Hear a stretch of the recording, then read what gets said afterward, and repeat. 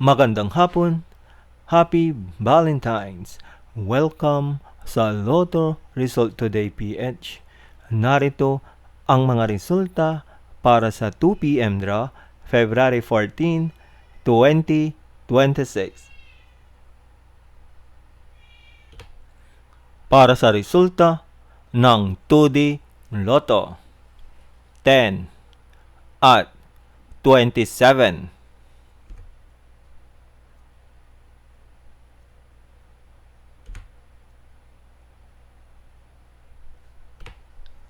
Para sa resulta ng 3D Lotto, 0, 0 at 9.